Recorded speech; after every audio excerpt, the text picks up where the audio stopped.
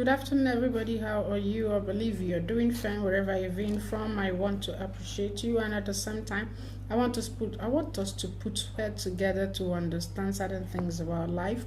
We'll be talking about self-rejection, depression, and recovering. How do you get there? How did you find yourself doing certain things you've not been doing? How do you find yourself in the state of rejecting yourself? This is the world we are in today. So we are talking about your self-rejection. We're talking about that same depression state that self-rejection has brought you. Then we'll talk about how you can actually recover. All right, ladies and gentlemen, today I want to talk about the same topic that is so very close to our heart. A topic that so many people around the world had actually talked about. So many things that we actually experience out of it. A topic that is often stigmatized, misunderstood, and hidden in the world, in the shadows. This topic is self-rejection, depression, and recovery. We are all being in the state. We have been in the state in several ways.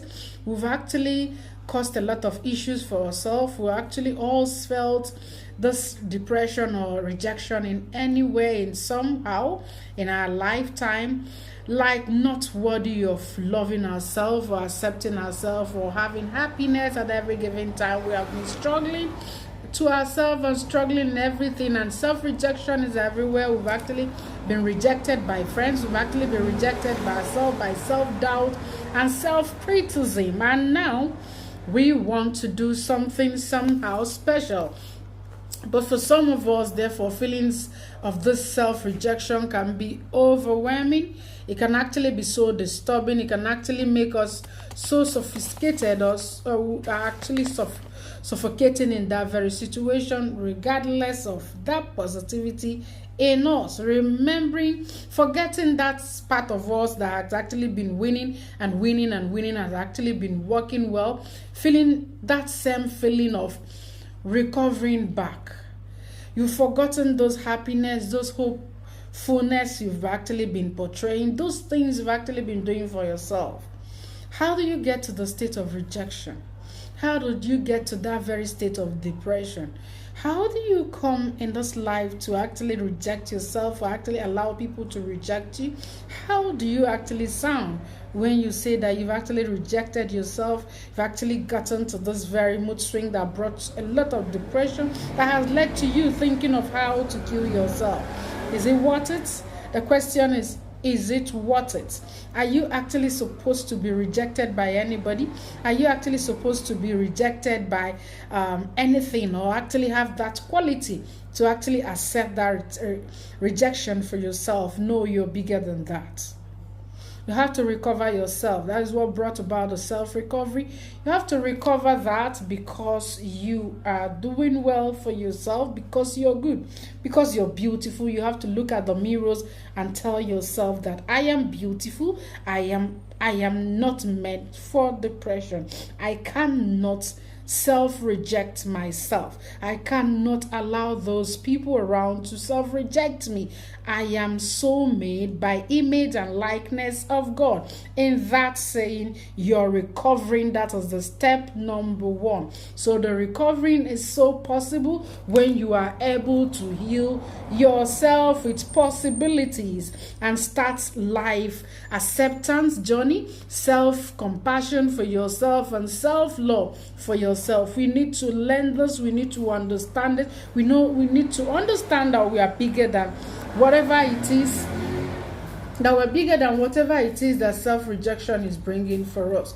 We are bigger than whatever it is that we actually seeing today, whatever it is that this self-rejection has brought to us, whatever it is at all that we're actually looking at.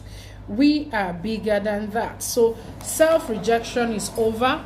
Self-depression, depression, the mood that is activating is over. We are recovering. You're beautiful. You're beautifully made. Wherever you are, whatever you're doing, you have to sit up 10 times and say to yourself, I am beautiful. I can do all things through Christ that strengthens me. I can own a company of my own. I can have children of my own. I can own my husband. I can actually have my own husband. I can have anything at all that I wish for in life. I can actually have that ability to create new things. I can create ideas. I can write books. I can do a lot of things. I can dance my dance. I can be joyful at every given moment.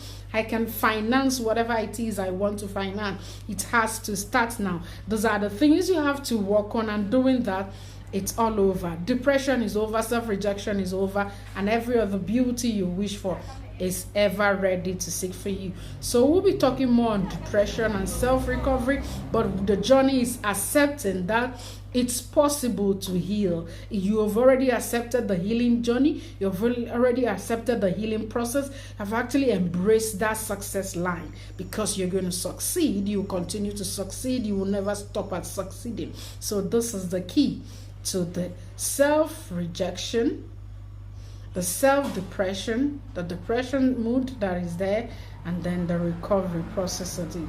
Yeah, I know we are doing fine, and in this, we are going to come out. This is Goal Achievers Youth Humanitarian Organization.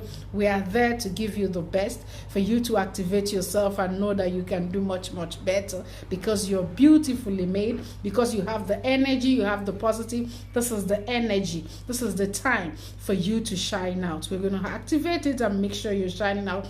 No more dull moment. Activate the vibes. We are there to help you move.